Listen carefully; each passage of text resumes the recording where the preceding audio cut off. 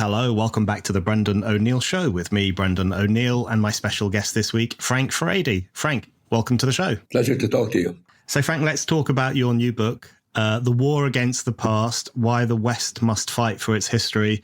It's a really good read. There's so much stuff in there, lots of things I want to ask you about. But I guess I'll start off with a broad question. You kick off the book with a really dramatic image of a statue of Abraham Lincoln being dragged down in Portland during the BLM riots of 2020. And it is a very useful reminder of just how physical the war against the past has become over the past few years. And you describe it almost like a second assassination of Lincoln, like a lynch mob who had invaded the past to exact revenge on the present. It's really excellently described. But it's interesting that you open with that, because the argument you make in the book is that actually this war against the past has been gathering pace for quite some time. And I think to some of us, it looks like it really exploded around 2020 with the dragging down of statues and the obsession with slavery and so on. But it's been coming for some time. So could you just say a bit about what you think its origins are? For how long has this war been fought against the past, against our history? Well, the interesting thing is that ever since the 1970s, there's been a cumulative process whereby Western society, particularly in the Anglo-American world, became more and more distant from its own past. And you always have that trend in modern times where people criticize the past. They sometimes lash out against something that has happened before. But what's very interesting was that from the early 1980s onwards, the attacks on the past were very rarely resisted by the cultural and political establishment in these countries. So usually stand up and do their best to basically talk about how important it is to preserve the memory of the past, to take that legacy seriously. And instead what happens is that more and more you got even these elites being disenchanted and estranged from their own past. So what happens is that there's literally a one-sided war against the past. There's very little defense. I mean, there are some books written in response, but when you add up the scale of the attacks, the number of individuals involved in calling into question the integrity of Western civilization and its defenders, it's a very one-sided affair. And what happens is that what begins as a kind of quite specific targeted attacks on slavery in America, or attacking how the British Empire behaved in the 19th, early 20th century, very targeted attacks. Suddenly, from around 1915, 16 onwards, every dimension of the Western experience is rendered toxic.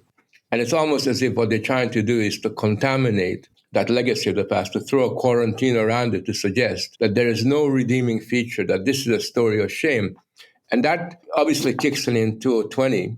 But it's been a long time coming, and the ground has been prepared for that over the previous decade. Yeah, it's really important, I think, and your book does this, to really think about the role of the elites in the war against the past. Because I think to some people it will look like it is a kind of street level, some people might even see it as a grassroots campaign, particularly after 2020. We associate it with the people who dragged down the statue of Abraham Lincoln, or of the slave guy in Bristol, where they dragged down his statue and threw it into the river. Or students at Oxford saying we've got to get rid of this statue of Rhodes because it's really offending me and stressing me out on my way to class. Or, students, I think it was at Cambridge College, who said they couldn't have a picture of the Queen in the common room because it reminded them of empire. There is this tendency to associate that allergy to the past with maybe, naive, young, radical types. But it has become very much an elite project. And in the book, you really run through lots of instances where some of the highest seats of learning in the world, great museums like the British Museum, various art galleries have affected, or not necessarily affected, but adopted this attitude of shame towards the past and towards their own artifacts, towards their own collections, towards their own traditions, the traditions of which they themselves have been born. So talk to us a little bit about how that elite involvement in antagonism towards the past, how does that get started? When does that come about? And what do you think underpins a situation where even the Western elites have turned against Western history itself? Well, I think what happens is that at a certain point, the new establishment in Anglo-American societies, ceases to believe in the values and the ideals of their parents and their ancestors. And in the course of becoming skeptical about everything that is part of their kind of cultural inheritance, they begin to become more and more cynical. And that cynicism at a certain point becomes so rigid that it acquires a very hostile orientation. So increasingly, what I call the good old days, that nostalgic view of the past, gets displaced by rendering it the bad old days. And I cite a speech by David Cameron, the British Prime Minister, I think it was in 2012, who, after a racist incident, basically said, we don't want to go back to the bad old days of racism. And that statement was really interesting, because here you have the conservative Prime Minister of Britain talking about the past as the bad old days, rather than as the good old days. And what he's really saying is that there is something inherently negative, and the impulse to nullify the past, which he articulated, by that point is fairly widely shared across the political divide between the elites of both parties.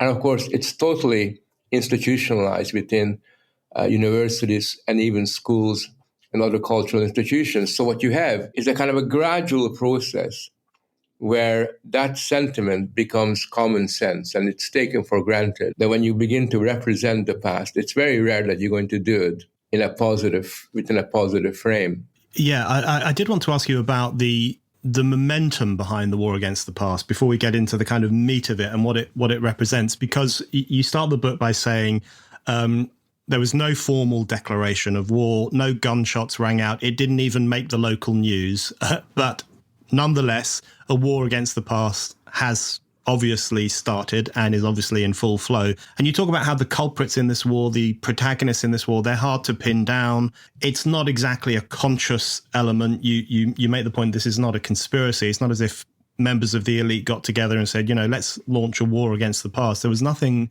like that. But nonetheless, over time, it became a very real, palpable thing. If you go into a museum now, you will see shamefaced notices attached to certain artifacts saying, we probably shouldn't have this in our museum, and we might hide it away at some point in the future because it comes from the colonial era. But here you go, have a look at it for now. And as a consequence, going to a museum becomes a very dispiriting experience. So you see the war against the past manifested in various different ways in popular culture, in museums, in the education system. But it can be difficult to pin down the protagonists, the sense of momentum, what's driving it, and so on. And you will be aware that if you talk about a war against the past, people will think that you're pushing a conspiracy theory, or you're imagining that there is this secret elite who are dismantling the past brick by brick. So how would you describe the process itself to those who know that something's happening, but at the same time recognize that no war has been declared and there's no clear aims to it? Well, the way that I understand it is that at a certain point, as political ideologies begin to evaporate, and as the conservative sections of society give up on the past, and the left kind of gives up on the future, and you have this establishment of a very powerful presentist mode where, in a sense, we're kind of trapped in the present. There is no future-oriented movement or parties, or very, only on the margins. And at the same time, people find it very difficult on the conservative section of society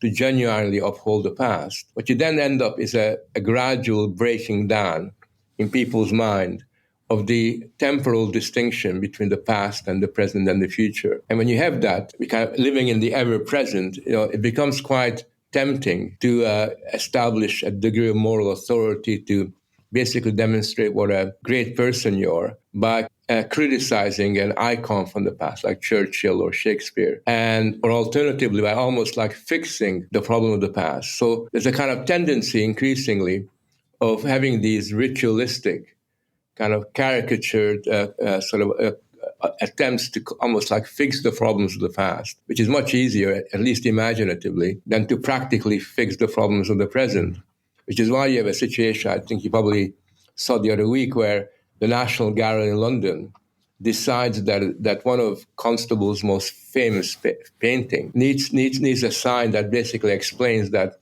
this beautiful painting of a rural sort of a kind of idyllic situation is one thing, but the reality is that there are a lot of poor people who are living in poverty in the villages of England in the 18th century who Constable didn't paint. So what they are saying is, I don't care about the painting. That's of no interest to me. What I'm interested in is making a statement about the fact that Constable did not paint the picture that I want him to paint.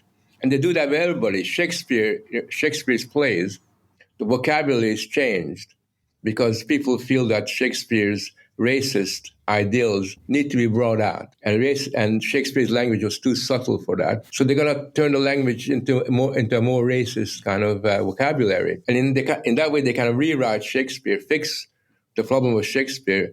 And they also arrogantly assume that they understand better than Shakespeare did about what he meant when he wrote the play. So that kind of temporal breakdown of the distinction between the present and the past allows people to almost obsess and to find a source, a focus for their energies, which they are not able to make much of in the present contemporary era. That's a really well put. And I want to come back to that question of presentism and the ideology of Year Zero that you devote one of the chapters to. But first, I just want to, before we get onto that, I just want to ask you, one of your first chapters, I think it might be the first one, is called What is the Past? And I did want you just to, it seems like an obvious question, the past is stuff that happened before yesterday, I guess. And but I did want to just get you to outline that a bit, because one question I did want to ask you in relation to how we define the past, and you've already touched on this in what you've been saying, but there are people who will say, look, we're just targeting the terrible stuff in the past. Like, people do talk about slavery quite a lot. For example, they talk about empire, the excesses of empire, colonialism, the brutalism of colonialism that often occurred. I mean, if you go to Ireland, which I do quite often, they're obsessed with all the awful things from the past, the famine, the excesses of British rule, the Catholic Church, the Magdalene laundries, and they will say, look, we're just talking about the terrible things that happened, and we should acknowledge, they will say, that terrible things happened in the past, even if good things happened as well. You've already touched on the fact that actually that quite quickly develops into an antagonism to the past in general. But how do you work through that accusation, I guess, that someone might say to you, listen, Frank, loads and loads of really awful things happened in the past. Millions of people were killed. It was terrible. So even if you want to defend the past, you have to acknowledge that it had some sinful, problematic behavior as well. So how do you factor that into your understanding of what the past means as an idea? Well, the past obviously has got its negative downside. Human history has got its blemishes and its misdeeds. There's no doubt about it. But I think there's a difference between the way that people attacked the negative features of previous societies and today. So, for example, you had a situation where the French revolutionaries basically set up a calendar, a new calendar beginning with year one. And they basically were extremely hostile to many of the features of monarchical absolutism. And they attacked it. But as even Karl Marx conceded that when the revolutionaries in France, made their revolution, they did it in the close of the Roman Empire and the Roman Republic. In other words, they had these heroes that inspired that revolution from the previous eras. They were very selective in what those heroes were, but that was the case. And the communist movement in the 20th century attacked everything about the Industrial Revolution, capitalism, almost everything. But they still had heroes like Spartacus and other kind of rebels that existed in the past. Today, when you attack the British Empire for its slavery, and when you say that America is the worst place in the world, no better than Nazi Germany, the people who are on the forefront of this, are not saying, but we have this hero from before, or we are inspired by this experience from the past, because everything from the Greeks, ancient Greece, to the Renaissance, Enlightenment, it's all tarred with the brush of white supremacy. So this is a very big difference. They're not just simply saying that humanity has done some very bad things in previous times. What they are really saying is that everything that happened in the past, the very past itself, which happened before us, should be written off and should be seen in negative terms, and a health warning should be attached to it. And I can give you loads of examples where relatively uncontroversial things or features of the past are now denounced. You can have a Greek sculpture in a museum, and just a Greek sculpture, but because it's white, people say, well, that Greek sculpture is in the museum. The reason why it's white was as to serve as a signal of white supremacy, that already these ancient Greeks who were almost like the Ku Klux Klan of the 20th century, but didn't know it. Most of us like to believe that all our information can be kept private when we're online. We think that it's up to us how much of our personal life we share with the world. But what if I told you that actually the opposite was true? Right now, your personal data is likely being published or even sold on the internet, all without you even knowing. Global data breaches happen all the time. That means that data brokers can easily take advantage and sell your exposed personal details to businesses. And if that wasn't bad enough, this info can even fall into the hands of criminals. The good news is that you can demand that data brokers delete all the information they hold about you. The bad news is it would take years to do this manually. So to protect myself from brokers and criminals alike, I've started using Incogni. Incogni is a service that reaches out to data brokers on your behalf and demands that they remove your personal details. It fights any objections on their end and conducts automatic repeated removal requests, effectively protecting you from the next big data breach. This might all sound a bit complicated, but the best thing about Incogni is that it is incredibly easy to set up. All you have to do is create an account, grant Incogni the right to work for you, and then leave them to it. And if you think that data breaches couldn't possibly impact on you, think again. The number of data breach victims has nearly doubled in the last 5 years, and the consequences can be devastating. Criminals can take out huge loans under your name, and scammers can even use AI to mimic your voice and scam your loved ones. It really is that serious. So if you want to protect your personal information, get started with Incogni today.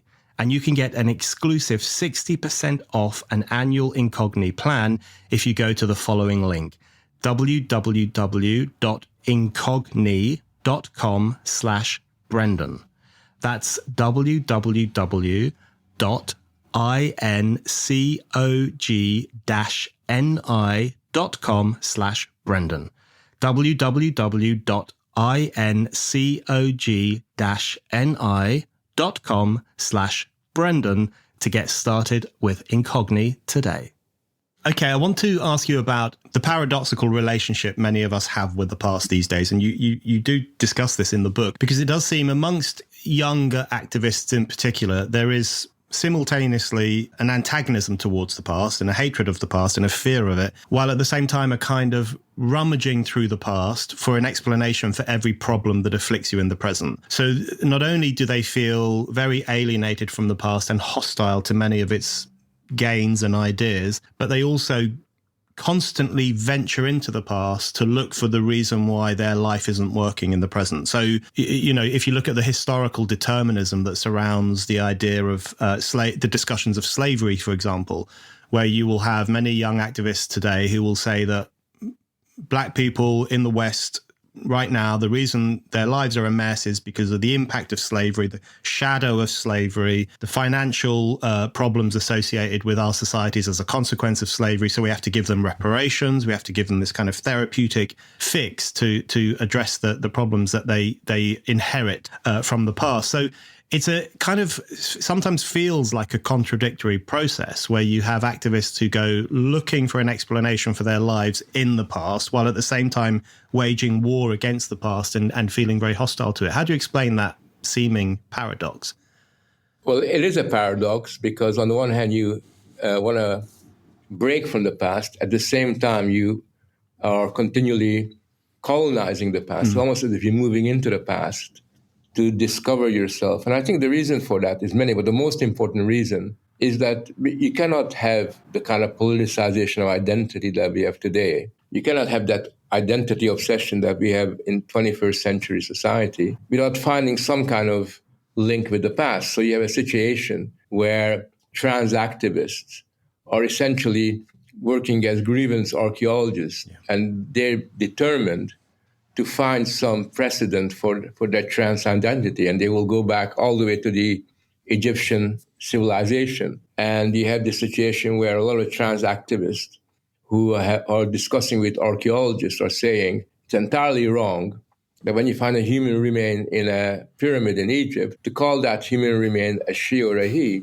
because you have no idea how they would identify. So the idea being that already in ancient Egypt, people will say, I identify as, rather than, take for granted that you're a woman or a man. So you have this kind of reading history backwards where you're continually looking for evidence of some sort that can normalize your claims and at the same time, provide you with sufficient historical authority to suggest that it's always been like this. People have always been trans, and it was denied, in recent times. But now with the latest version of the trans individuals that lived 2,000-3,000 years ago.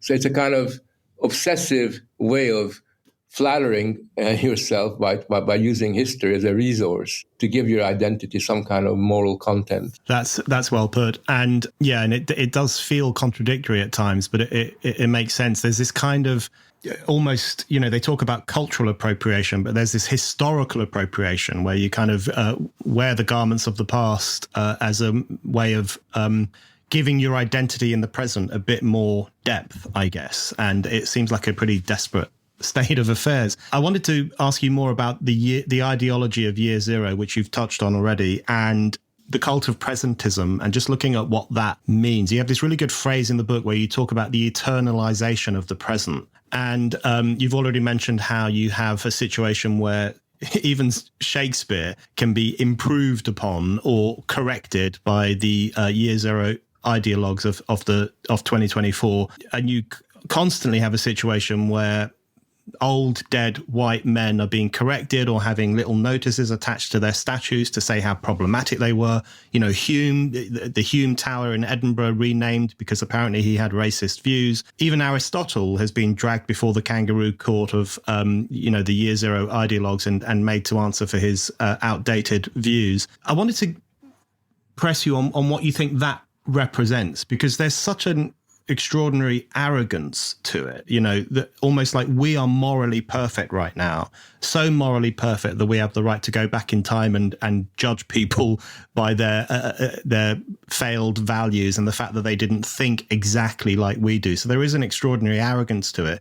But how does that sit with the crisis of legitimacy or the crisis of authority that seems to drive the war against the past more broadly? So again, it seems like a contradictory process where on the one hand, we think, we're so wonderful, we're so trans friendly and we're so anti-racist and all these kind of great claims that people make that we have the right to go back to the 1500s and even pre-Christ and hold everyone to account.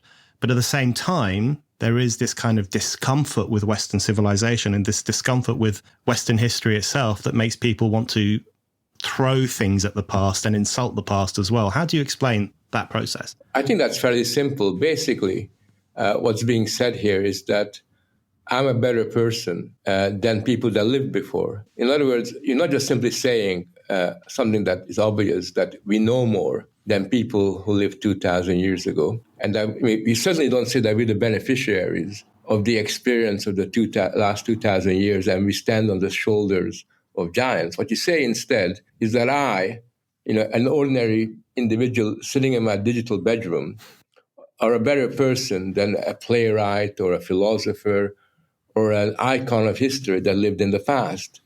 And in a sense, that's why you get this. And the thing is that you can only establish that kind of sensibility, not by what you've done in the present, but by basically, in a sense, negating, demonizing the past and drawing a moral contrast between yourself, a very aware 24th century individual, and this insensitive, oppressive individual living in the past. And that moral contrast and the drawing of that moral contrast is really very, very crucial in order to give some kind of legitimacy to the little things that you're doing in the here and now. Because suddenly, for the first time in history, things that nobody else could possibly understand. And therefore, in the very act of projecting your mind back to the past and reading history backwards and fixing the problems that those people couldn't really fix or couldn't really understand, you kind of create a certain kind of a degree of authority, at least for yourself. And I think that's one of the most important drivers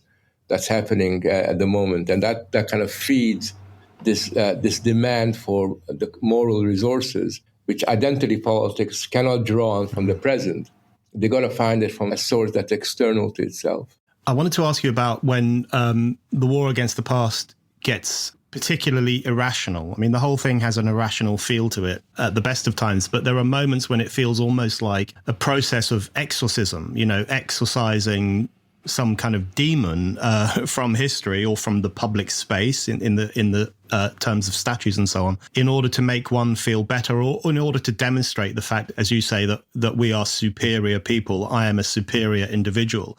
So if you think about the anti-Rhodes movement in Oxford, for example, and there was one in South Africa as well. I mean, the way some of those young students and campaigners talked about the statue of Cecil Rhodes in Oxford was extraordinary. They called it an environmental microaggression. They said it was an act of violence, as if walking past the statue was physically hurtful. And there was this real, something almost pre-political or post-political, I'm not sure which one, urge to tear down this statue in order to alleviate some kind of pain these people claimed to be feeling. And, I did a radio discussion once and about this issue, and someone was saying to me, do you agree that we should remove the statue of Cromwell from Westminster, given the terrible things he did in Ireland? And I said, no, I don't agree with that, because he was an important historical figure in terms of British democracy and British politics. And there was this real shock that you wouldn't share in this instinctual urge, this desire to cleanse the public space of problematic figures from the past. So it does sometimes feel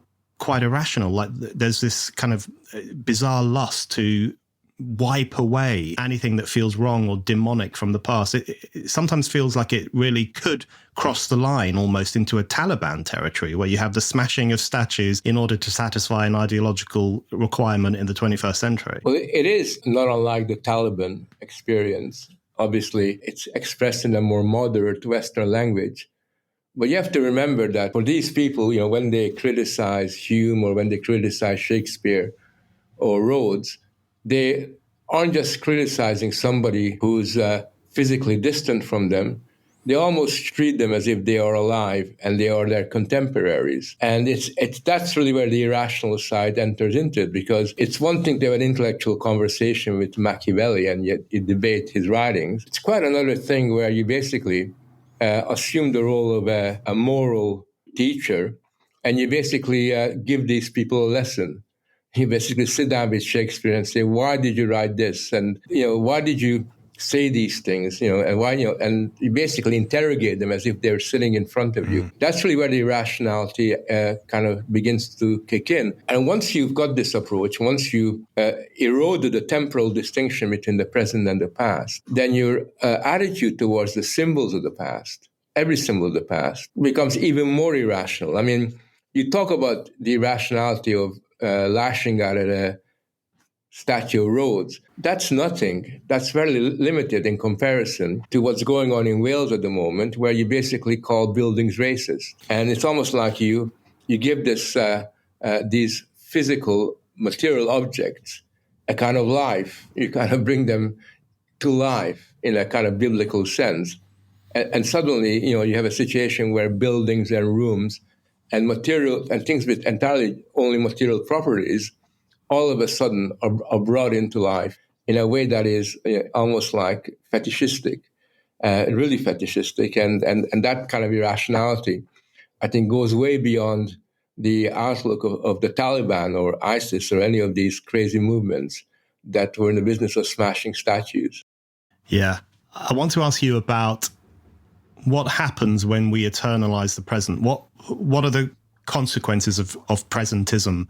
So you talk about, in the book, you talk about the eternalization of the present, and you talk about how this leads to the erosion of temporal boundaries, which is a really interesting phrase in that chapter where you discuss some of the consequences of this approach.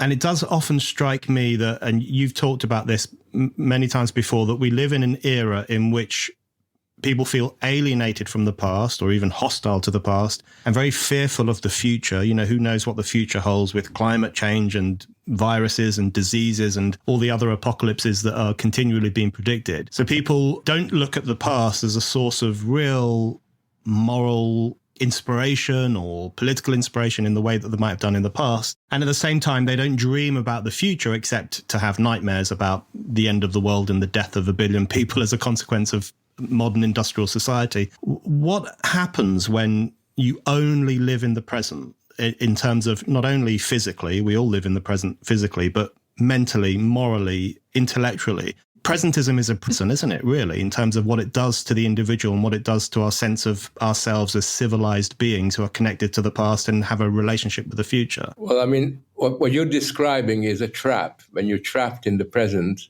and when there's no possibility of somehow getting out of that trap, you basically give up on changing or being able to change your circumstances. You basically assume that this is it. And therefore, there is no possibility of creating a different world.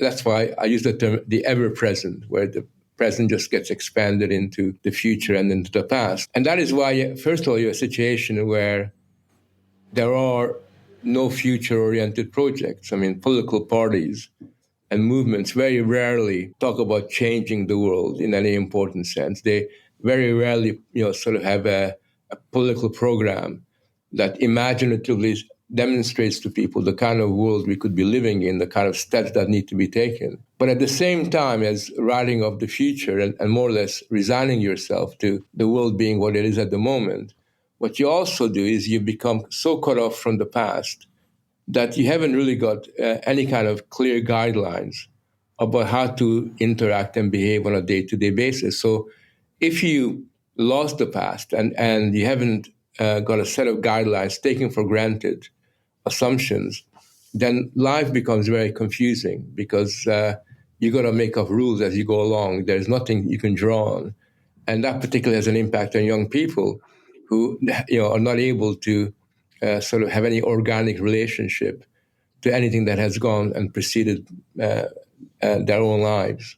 I wanted to come on to the question of young people, and I guess the question of what it means to grow up without the sense of history that older generations may have grown up with.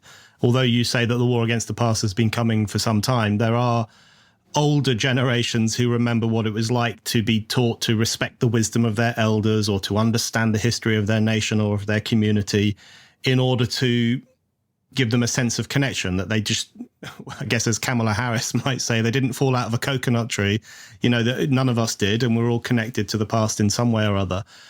I think older people have that sense, even if it might be waning and even if it might be under strain from the crusade against the past that's currently taking place. But what does it mean to be a young person in school right now or going to university, and you're in a world in which, as you say in the book, you are being disinherited from your past?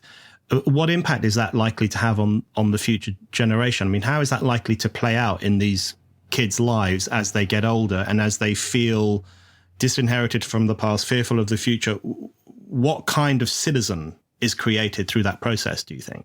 I think a very fragile citizen, because once you become disconnected from everything that's preceded you, then you're in a situation where you haven't got a kind of moral or intellectual or civilizational support system that you can draw on. Now, it doesn't mean to say that you have to accept everything that is part of that support system, but at least you can pick and choose. You can decide which bits of that legacy you want to make your own and run with and develop into your own individual identity.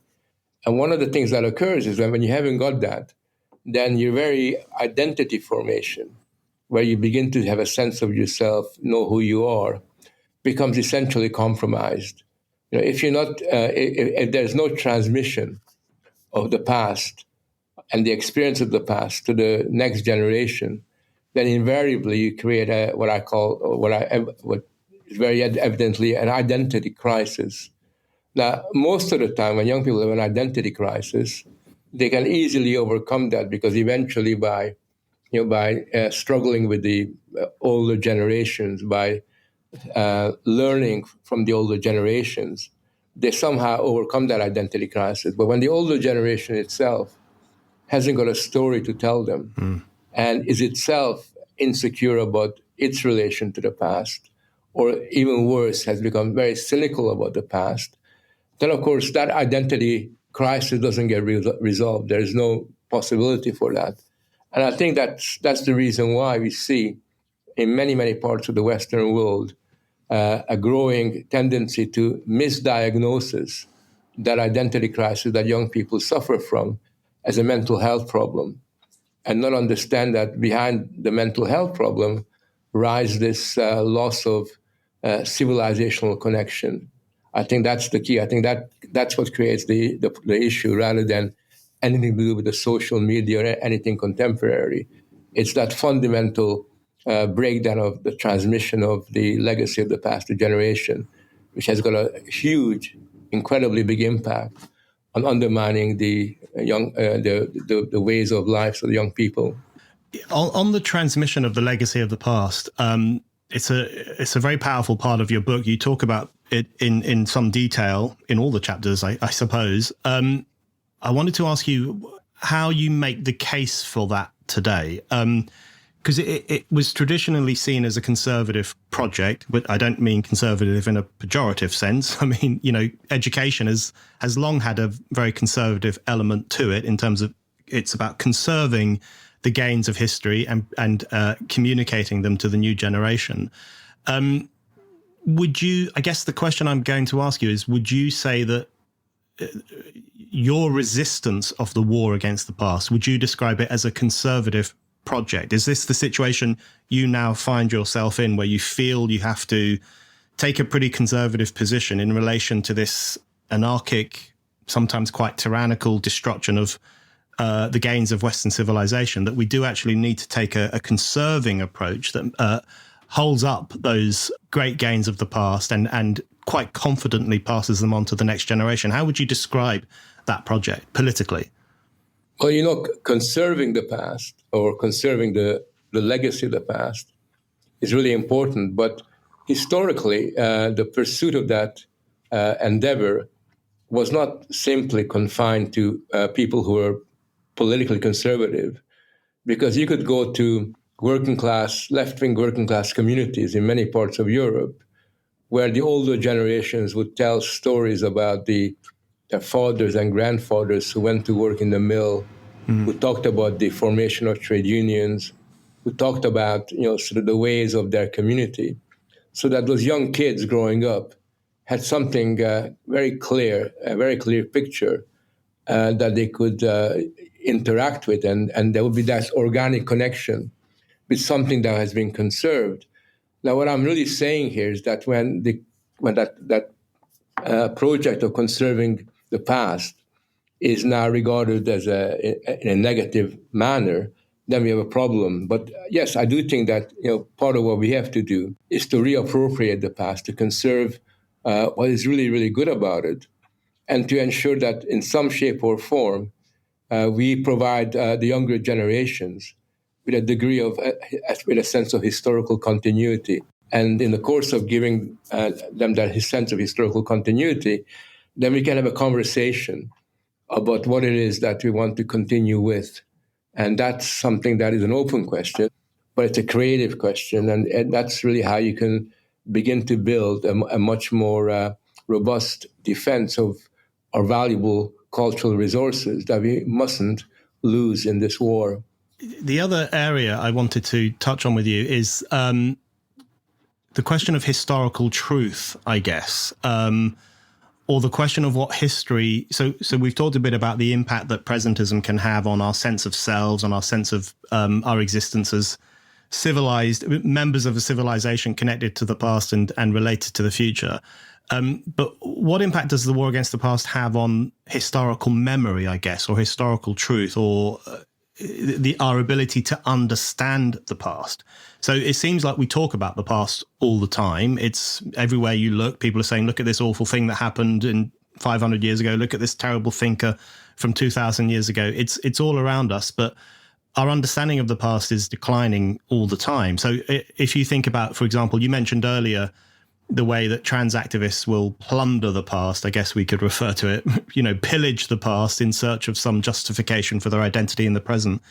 But in its most extreme form, that kind of plundering of the past can take the shape of trans activists saying that, well, we were targets of the Holocaust as well, to take the history of the Holocaust. We were targeted by Nazi violence just like the Jews were. And the consequence of that is both, firstly, it's a very transparent attempt to lend moral legitimacy to an identity in the present by, I guess, stealing valor from the suffering of the past. But it also erases the historical truth of the Holocaust, the historical truth of the Nazi crusade against the Jews of Europe. So there's a real problem, isn't there, with not only the effect this war on the past has on what we are today, but even on our ability to know what happened in the past in a real, truthful sense. Yeah, I mean, I talk about the emergence of historical amnesia, where essentially through detaching society from its past and through doing everything possible to turn the past into a no-go area, an area that's seen to be dangerous and contaminated, almost to the point that you could put a quarantine on it. Under those circumstances, what you have is people forget some very important experiences. And although things are written down and there are still some old history books in existence, by and large, people begin to have a memory of, for example, of the Holocaust, which is very different than the real Holocaust, because the kind of identitarian version of the Holocaust is one where, for example, Jewish people play a fairly minor, undistinguished part, but you have horses and all kinds of identity groups all suffering to a much greater extent than anybody else did. And the Holocaust then becomes this ensemble where different identity groups can claim that that they were its principal victims. Yeah. That kind of sort of weird sort of queering of the Holocaust is something that we're seeing gaining strength. So there is a struggle for historical memory here, because in the course of erasing important achievements of the past, what you're doing is you're encouraging people to forget what the past was really all about. And, there's that famous quote from Orwell, where he argues about how, sort of this guy, from the Ministry of Truth makes the point that by 2050, people will no longer remember who Shakespeare was, no longer remember who all the important philosophers were. They will simply not know the writings and the arguments of all these great figures from the past. That was he kind of predicted that in 2050. We're running ahead of that at the moment, right? We're a good 20, 25 years ahead of that time, and already we're seeing a situation where we no longer remember what Aristotle is, because we're told that Aristotle is this founder of white supremacy, and we're told all these stories where essentially a kid going to school today will be told that Churchill is a war criminal or was a war criminal. And when you have that kind of vision of the greatest icon of 20th century British history, then you don't remember very much about where you've come from. Yeah, definitely. In relation to the Holocaust, I remember a few years ago, the Socialist Workers' Party handed out a leaflet raising awareness about the Holocaust, which they described as an attack on disabled people, LGBT people, and gypsies. And they forgot to mention the Jews. They just completely forgot, which I think is what eventually happens when you turn the Holocaust into some kind of identity situation rather than a historical event.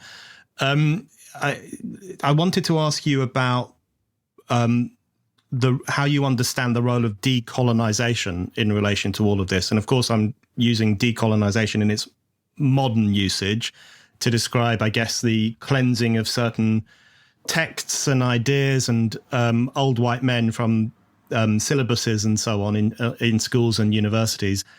Not the traditional meaning of decolonization, which was an important kind of post-war process of formerly colonized states gaining their freedom and independence. How do you see decolonization? I mean, presumably that is a key part of the war against the past, where you have a situation where, you can have Kant taken off of the philosophy reading list because he's problematic, and his replacement by, I don't know, some kind of Zen Japanese thinker or something like that. That's an extreme form, but this is happening. Chaucer is off and Alice Walker is in on the kind of English reading lists. That really cuts to the heart of what you're talking about, doesn't it? Which is that this is not just a war on the awful things that happened in the past, which everyone agrees would not be appropriate today, but also on the thinkers, the great thinkers, the people who provided the building blocks for the civilization that we all inhabit. So decolonization, how do you see its role in the war on the past? Well, I see decolonization as just another name for de-civilization, because I think it's through decolonization that most of the civilizational achievements of humanity become contaminated and basically demonized and discredited. And decolonization begins in the universities in a very kind of targeted way. It then gradually expands, and basically everybody who's white and European becomes a potential target of decolonization. And then gradually decolonization acquires this form where, through its claim that everything in the world is racialized, you can have a situation where you want to decolonize the desks in a classroom because the way the desks are set up is very white. And you want to decolonize the way that buildings are constructed. You can have arguments about decolonizing architecture and making sure that the way you paint the walls is not in a white, racist kind of a way, but something else. So after a while, this kind of de-civilizational dynamic that it contains acquires its own imperative. And that's what we're seeing today, where decolonization both racializes everything, but in the course of racializing everything, also calls into question their integrity.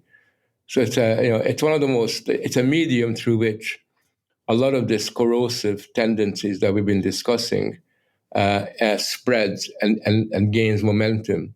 And there's very few people at the moment who are prepared to call decolonization out and expose its kind of very reactionary, destructive sort of impulse. Yeah. Another thing you touch on, you mentioned this in your recent Daily Mail piece where you introduced some of the themes of the book. You talk about the importance of the manipulation of language as well as the manipulation of memory or the obsession with the wicked past. And it did make me think, because you mentioned earlier that you have a situation where a trans activist in 2024 will say that, don't misgender someone dug up from ancient Egypt, which is obviously preposterous, and most people would probably see that as preposterous. There were men and women back then, just as there are men and women now.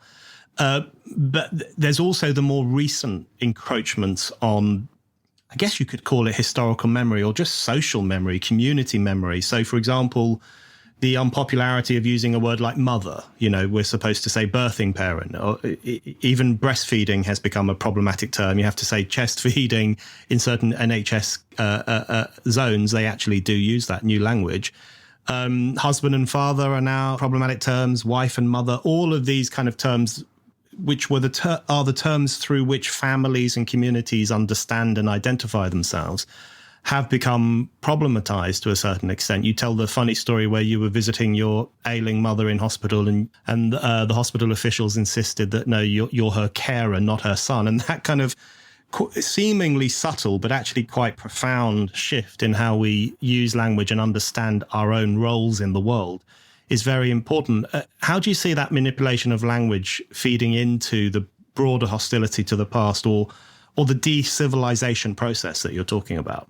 Well, the narrative on language is always prefixed by the word outdated. So they use the word, this is an outdated word or an outdated vocabulary or language. And if you look at the term outdated, its use is not like when you buy a jar of yogurt and you say that this yogurt is outdated now because its sell-by date has gone. What you're really saying is that this particular word is a word that we shouldn't use because it somehow offends people, it somehow is not inclusive. So it's ideologically sort of unacceptable. And I think one of the most important accomplishments of the war against the past, it has gone some way towards taking control over the way we use our language. And the way we use our language, is, from their point of view, isn't just simply to substitute one word for another, but to bring in words that directly counter, that are antithetical to the kind of ideals that prevailed in human society for centuries. And in particular, if you notice, they are extremely working overtime in relation to the vocabulary that you use to describe interpersonal relations between people. Because one of the things that occurs is that if you're talking about partners instead of husbands and wife, if you're talking about carers instead of sons, if you can no longer talk about mothers and brothers and sisters, then what you're doing is you're, in a sense, rendering every relationship opaque. You're kind of flattening them out. And the specificity of that relationship, which is so important, me as your brother or me as your lover, is lost altogether. It becomes more or less on par with that of a so-called carer, who could be a professional carer getting a wage, rather than anybody that's remotely linked to you. So the language is insidiously dangerous, because it basically, the more we accept the language that they demand that we use, the more they are able to colonize our internal life and alter the way we think about the most intimate dimensions of our experience. Yeah, that's well put. And I was recently reading an article about polyamory, the rise of polyamory in certain circles in the US and elsewhere. And they were referring to their primary partner and their secondary partner. And it was just such a depressing article, the way people talk about their lives and what might previously have been their loved ones or their lovers. And it's all become so technical and dispiriting. I wanted to press you a little bit on how this all plays out in the political realm, in politics. And you mentioned earlier that, we have very few governments these days, or political movements, that have a clear vision for the future or big ambitions for the future. And I think people will relate to that. That's very true. But I wanted to briefly take you back to the 1990s, because that was, I think, an important time for a political battle over the past. And you wrote a very interesting book at the time called Mythical Past, Elusive Future, where you looked at the meaning of history, the role of history, the use and abuse of history. And one thing I remember about the 90s is that there was, on the one hand, there was this kind of there was an obsession with the victories of the Second World War, particularly VE Day and VJ Day. And it seemed like for certain sections of society, particularly those on the right or the conservative, more people in the conservative project, there was this continual looking to the wonders of the Second World War and the great victories that we enjoyed as a means of getting some moral authority in the present that they otherwise lacked. And then you had this creeping new political movement, I guess represented by Blairism and the rise and rise of technocracy, which defined itself very much in opposition to the past. We're brand new. We're going to do something completely different. The bad old days are over. Things can only get better. And that did seem like a very important moment in terms of the battle over history. I think I was probably quite cynical about the obsession with the Second World War back then, but I do now look back with misty eyes that at least we were talking about something important from history back in the 90s. How do you understand the clashes in the 90s, which you talked about and wrote about at the time, in terms of the impact that they had on the war against the past that's playing out much more widely now? Well, I think you can call that a rear guard battle, where sections, and as it happens, relatively small sections of the more conservative-minded politicians and members of the conservative establishment were desperate to find some way of ensuring that their legacy, that they felt was quite important, was to some extent a source of celebration. And it was very sad that the only legacy that they could draw on was the victory of the Second World War, which, of course, was a tremendous achievement. And, I'm all for celebrating what was achieved in that war. But it was very much a defensive battle. They were very much on the defensive, and they were not able to find a response to the technocratic dynamic, the technocratic mission, which continually emphasized novelty, and that everything that was new was by definition better than anything that was old. And at that stage in time, the fascination with creating a new Britain, a new cool Britain and a new kind of America and other kind of societies was of such power that the ideological battle to keep hold of at least elements of the past was pretty much lost. And that's really an interesting story itself, what happens in the 1990s. By the time you get to the 21st century, if you look at the celebrations around with the Millennium Dome and all these things, you'll find that a very important shift has occurred where our culture becomes increasingly uprooted for anything that has gone on beforehand.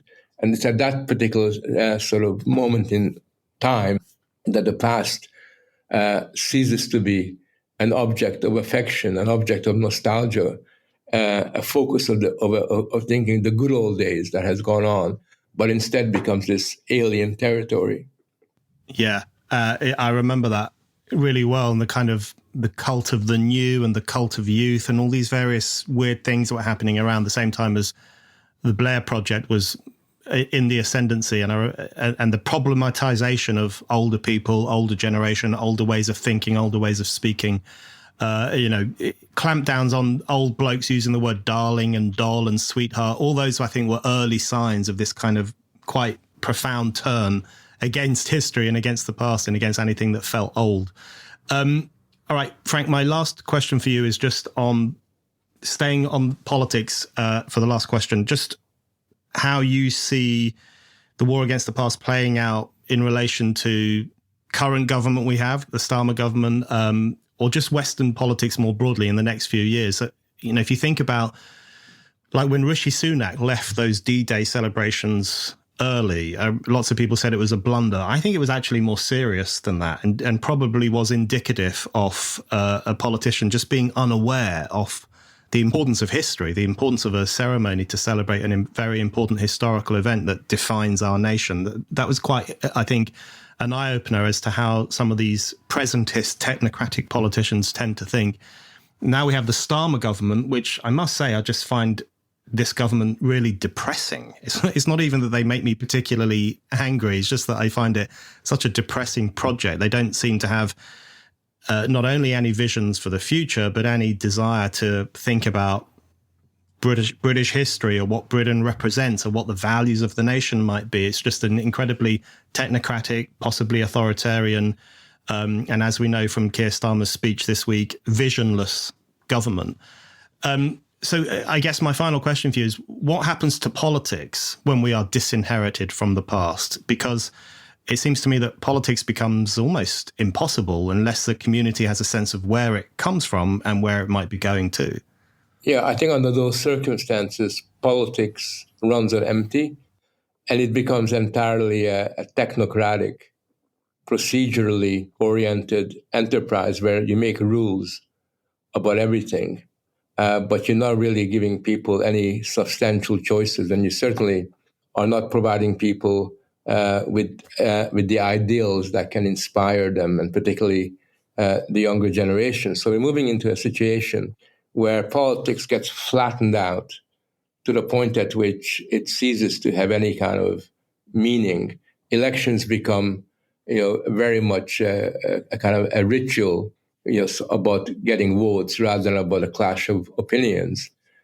And the only antidote to that, the way you can somehow bring back an understanding of the importance of connecting, having an organic relationship with what preceded us, is by trying to sort of promote a more sovereigntist nation-building approach. Because the moment you talk about the nation, the moment you talk about sovereignty and democracy, then invariably you have to make references to where those ideals come from. And you cannot have a sense of nation in the abstract. That sense of nation needs to be built upon something that kind of preceded it. And I think it's through promoting those kinds of ideals and the symbols that they're associated with that you can begin to more effectively counter the contemporary trend. And I think that's a realistic possibility, because a lot of young people who feel lost would respond quite positively if they were exposed to a greater awareness of what has gone on, what's been remarkably important in the journey of human civilization, acquainting them with that exciting journey in a more systematic way can have a very big impact on their thinking. So there's a lot to fight for, but what is important is to not to compromise and to try to, partake in the present political process on their terms, but to change the terms on which politics is going to move forward. Frank, thank you very much. Pleasure. Lovely to talk to you.